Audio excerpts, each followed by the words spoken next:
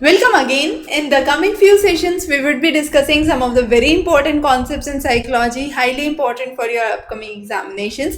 So, the very first concept that we would discuss today is bandwagon effect. Now, it's a simple effect where everyone does what everyone wants everyone to visualize. That means why you are doing so, you don't have any specific reason behind it. It's just because everyone is doing, you start doing the same thing.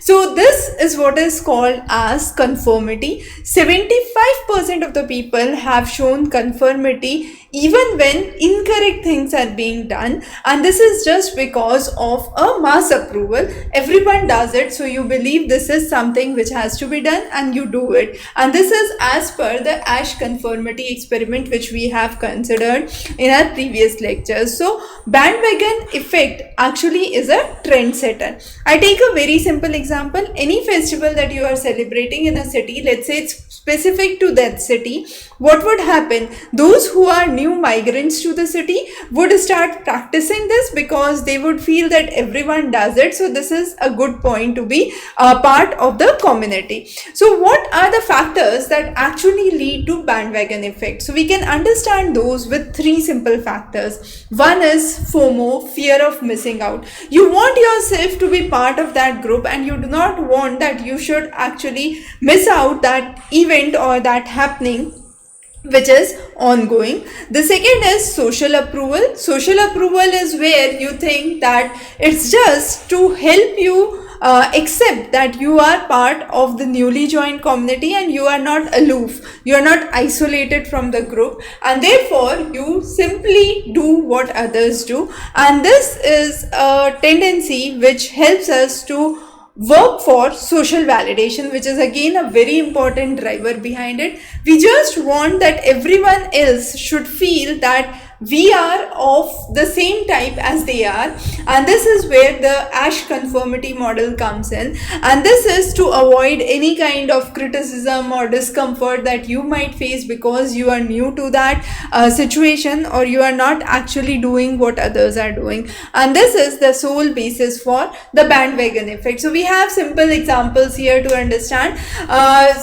In the recent past, we had seen that the sales for the fidget spinner jumped like anything, and this was a boom. Now, this was a boom driven by social media and other popularity tools, and as a result, what happened was there was a sudden peak in the sales of fidget spinners, which then suddenly declined.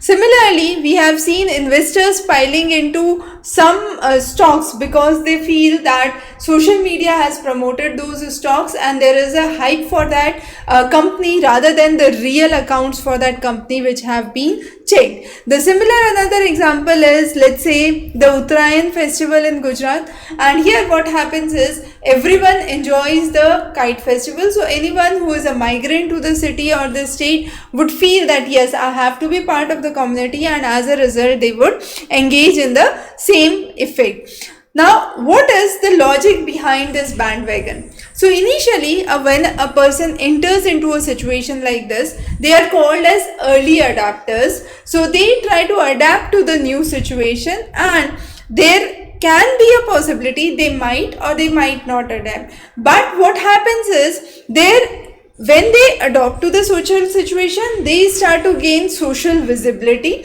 and this is a tipping point where you automatically accelerate. You feel that I have got a social approval, a social visibility, and therefore you start to do that thing on a further higher basis, creating a peak demand for that situation, as we saw in the graph for fidget spinner. And finally what happens is you soon realize that the novelty of that has declined. It's no more trendy, it's no more in fashion, so it starts to decline. And this is how we understand the bandwagon effect. So anytime you are doing something, make sure that you are not falling trap to bandwagon effect. Ask these three questions to yourself: why I am doing this, what is the real value if I do it, and does it align to my ethics and my values if I do it. So make yourself an authentic self, not a temporary identity being borrowed from others. And this is one of the major concepts of psychology. We'll be understanding many interesting concepts in psychology. Stay tuned, stay addressed with us. Thank you.